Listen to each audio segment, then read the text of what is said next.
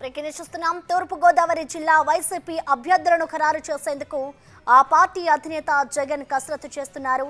ఇందులో భాగంగా పిఠాపురం ఎమ్మెల్యే పెన్నెం దొరబాబును సీఎంఓకు రావాలని కాల్ చేశారు.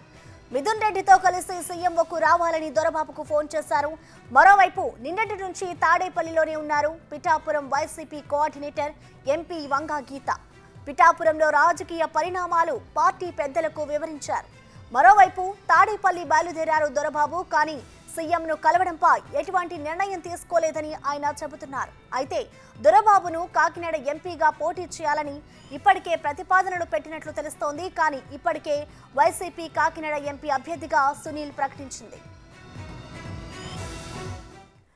దీనికి సంబంధించిన మరింత సమాచారాన్ని మా ప్రతినిధి శివ అందిస్తారు. శివ, ప్రసన్న మొత్తం మీద చూసుకుంటే కనుక పిఠాపురం ఎమ్మెల్యే పెన్నెం దొరబాబు గత కొంతకాలంగా కూడా తీవ్రస్థాయిలో అసంతృప్తితో ఉన్న పరిస్థితి కనిపిస్తుంది. అయితే అతనికి టికెట్ ఇవ్వట్లేదని చెప్పి నెల రోజుల క్రితం చెప్పింది. అప్పటి నుంచి కూడా ఆయన అసమ్మతి ఆగ్రహంతో ఉన్న పరిస్థితి కనిపిస్తుంది. తాజాగా ఆయనకి సంబంధించి కూడా ముఖ్యమంత్రి కార్యాలయానికి రావాలని చెప్పి 3 రోజుల క్రితం పిలుపునొచ్చింది. అయినా కానీ ఆయన రాలేదు. మళ్ళీ ఈ రోజు కూడా మరోసారి ముఖ్యమంత్రి కార్యాలయం నుంచి పిలుపు వచ్చిన పరిస్థితి కనిపిస్తా ఉంది. అయితే నిన్నటి నుంచి కూడా ఎవరైతే ఎంపీ వంగా గీత కాకింపేట పిఠాపురానికి సంబంధించిన ఇన్ఛార్జి అక్కడే ఉన్నారు.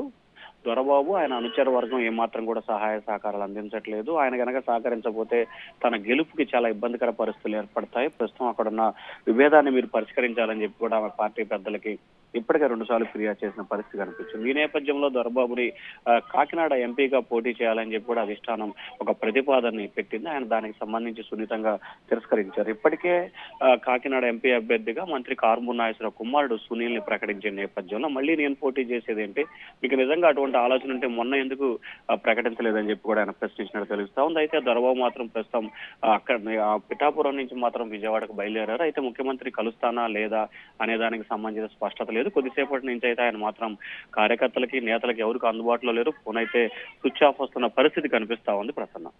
Right, thank you Shiva.